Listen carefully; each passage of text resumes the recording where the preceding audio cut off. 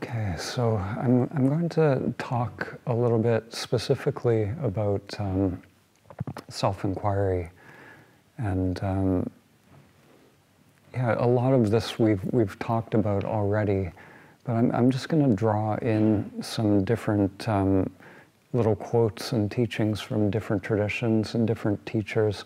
There's a few things that I really want to drive home. I sound like a broken record sometimes, saying the same thing in different ways, but it really is, you know, this inquiry is so simple, you know, to recognize the true self. It's so ridiculously simple that there's nothing for the mind to do, and that's why it's so difficult. The mind is looking for something. The mind is looking for something, and there's no role for the mind in the inquiry. The inquiry is direct. It's a direct recognition of what we are. So until we get to that point of that direct recognition, it's always the false self. It's always the false I looking. And everything that we see coming up within the self structure is the false self. So until we get to that which is unchanging, that which is ever present, we keep going, keep going. You know, if whatever we're finding is an experience or a state, we keep going. So one of the analogies I like with awakening to our true nature, it's you know, it's not it's not a temporary thing. It's like once you get it, once you really get it, there's no unseeing it.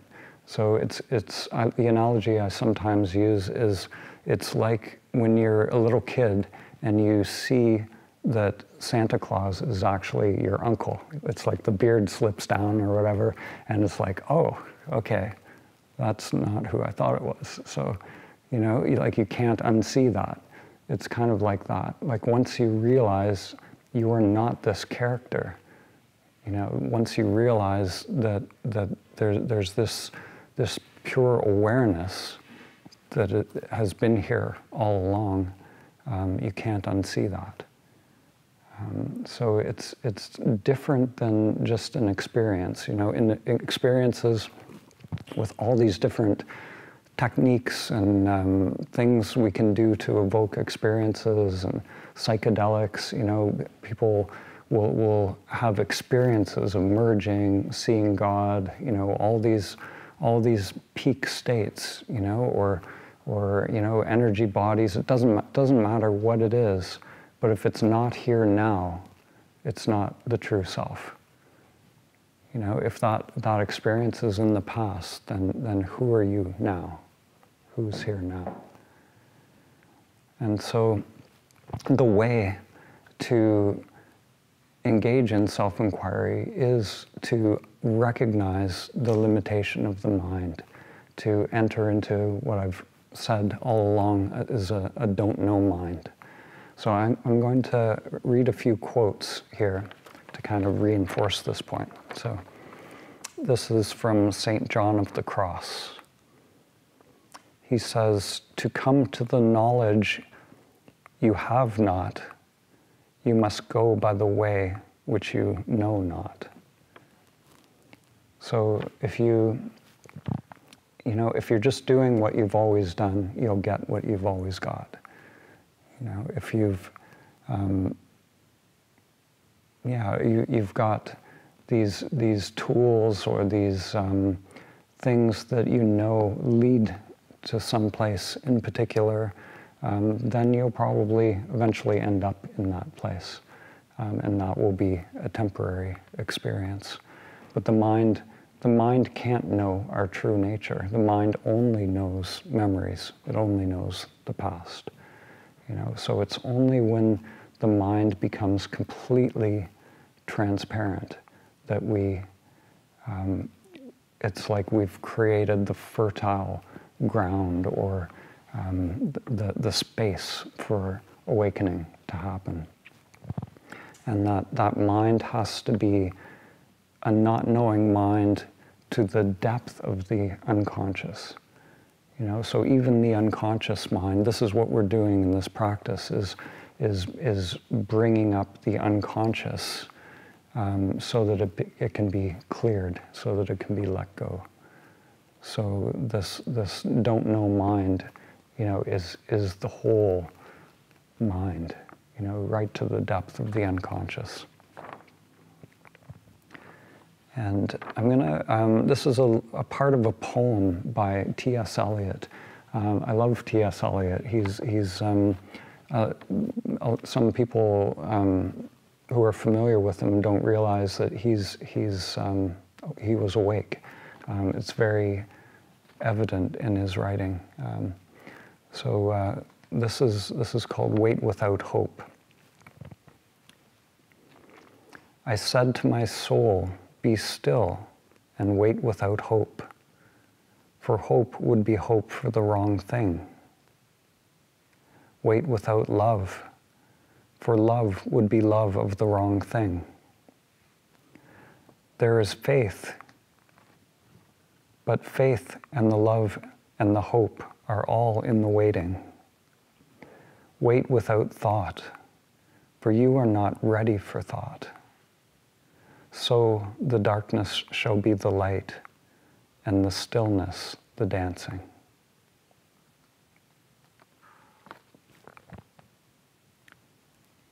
So wait without hope, wait without love.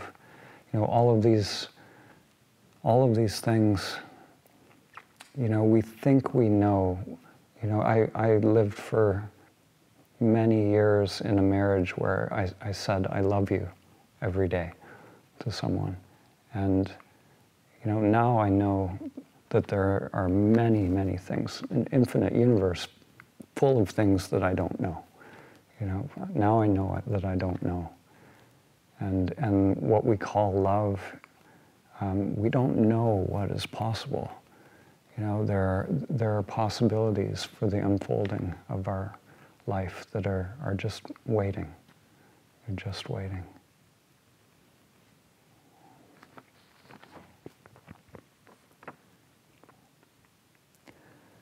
This one is from Ramana Maharshi.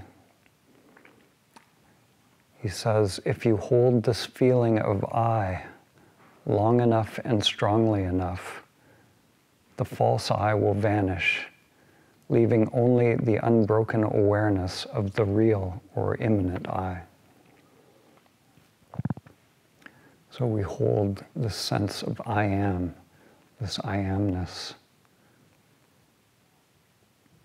And, you know, this beginner's mind is, you know, sometimes in Japanese they call it hoshin. And it has, you know, we say beginner's mind, but it's more than that. It's the primordial mind.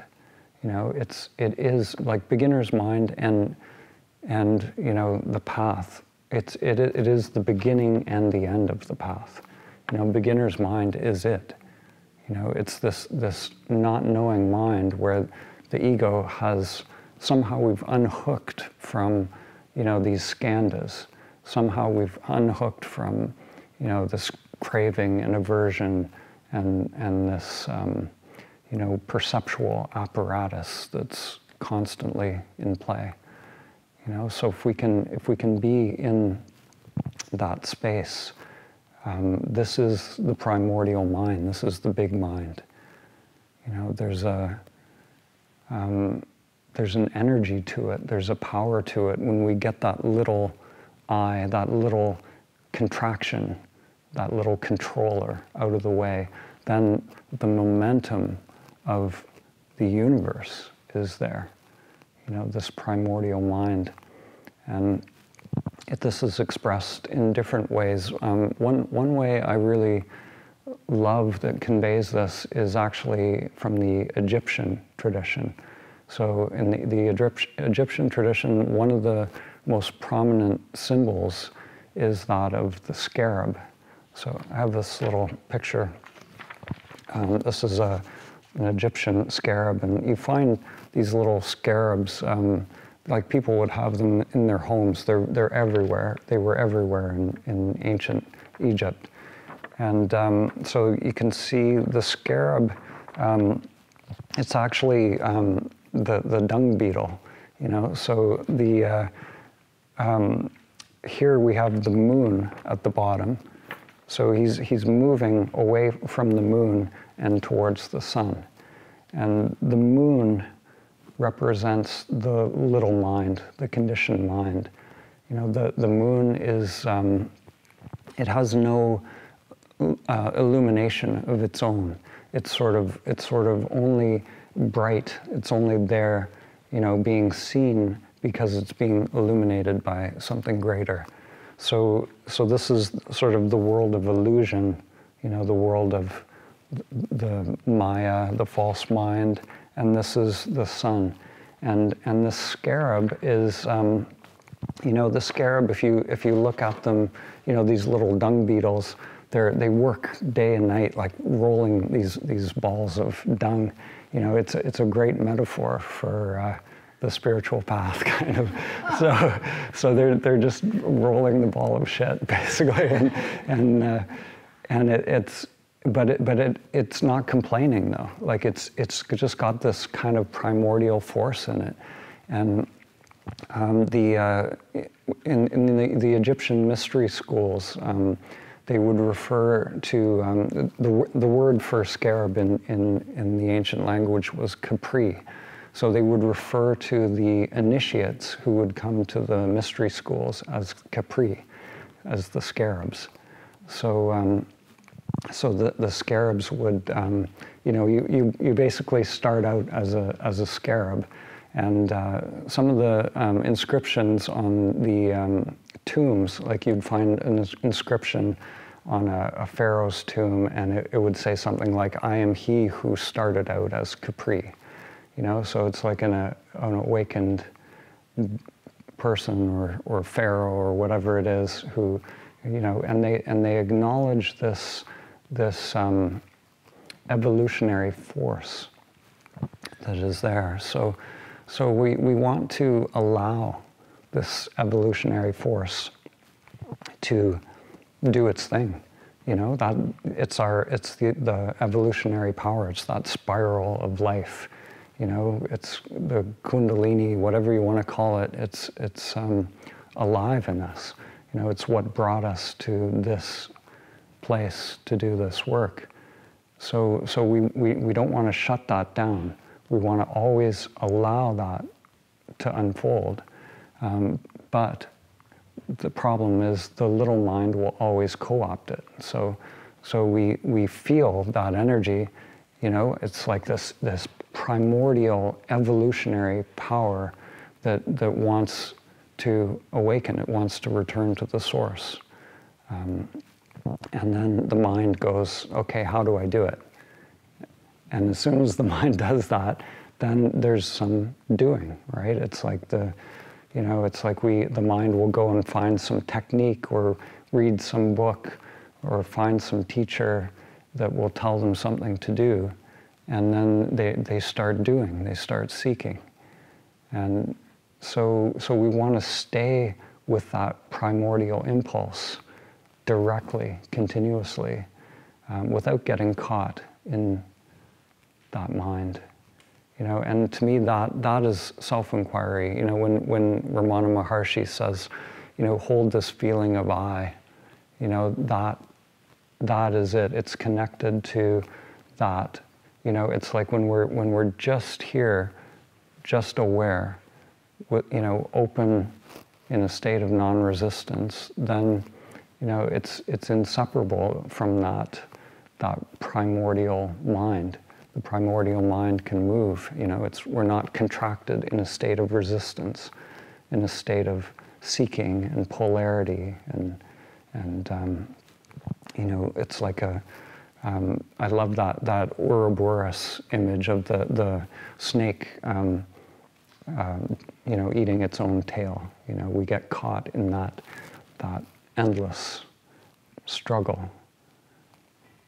It's like we have a cat Morpheus that chases his own tail, and he just goes around and around and around, and it's funny, but after a while, I mean, it's always funny with him. But when we do it, in life, it can get tiring. So, yeah. So, this awareness, I want to talk a little bit about what awareness is. Again, we come to this recognition of the transcendent. Ramana Maharshi mentions the immanent I, which is, recognizing that this awareness is inherent already within.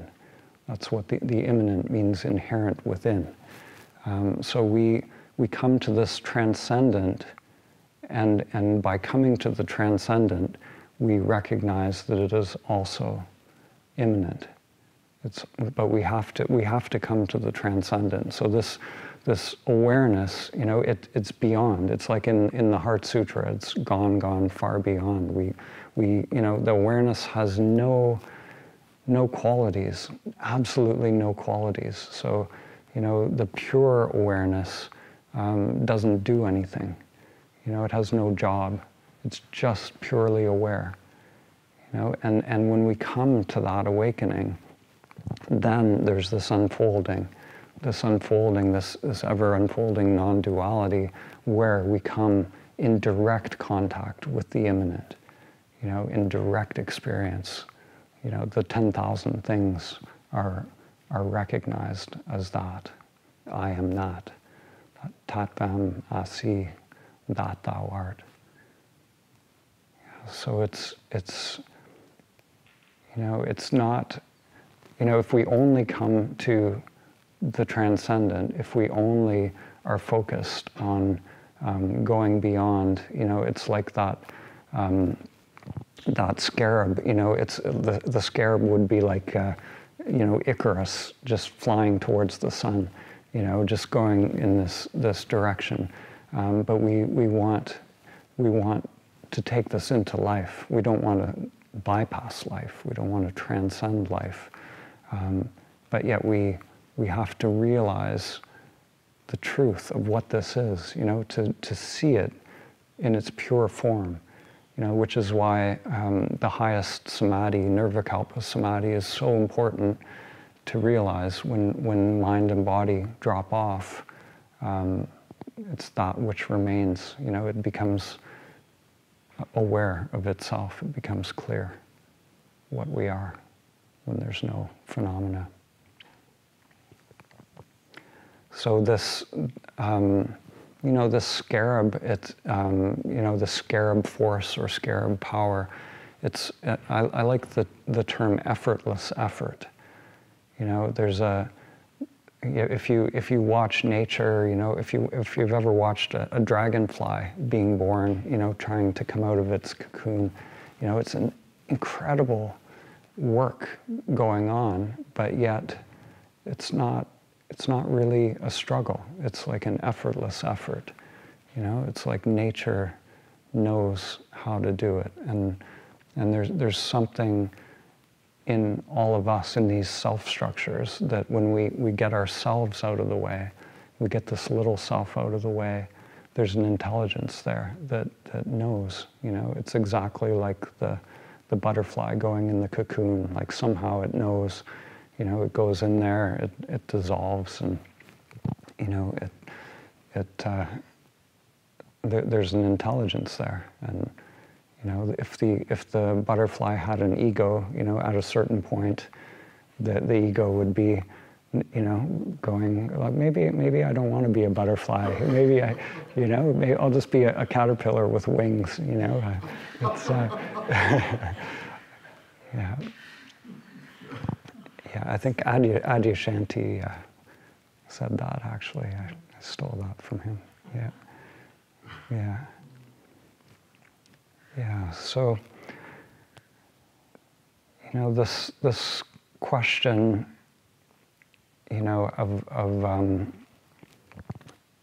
choicelessly being present. It's an interesting paradox. Like it really comes down to choiceless awareness. But even that is dangerous. The mind, the mind will try to choose to be choicelessly aware, which doesn't work. It's like planning to be spontaneous. So this energy in us it's already happening. This primordial scarab power is already happening. So it's like a dance that the ego was just sort of it's always out of step. It's always just sort of marching to its own drum.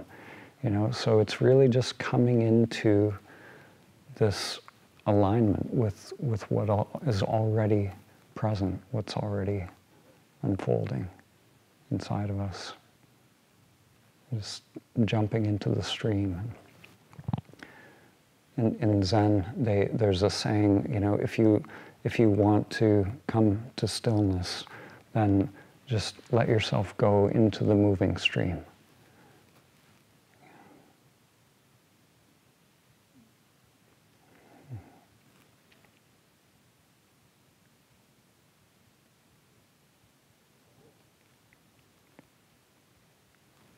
So I think I'll end it there.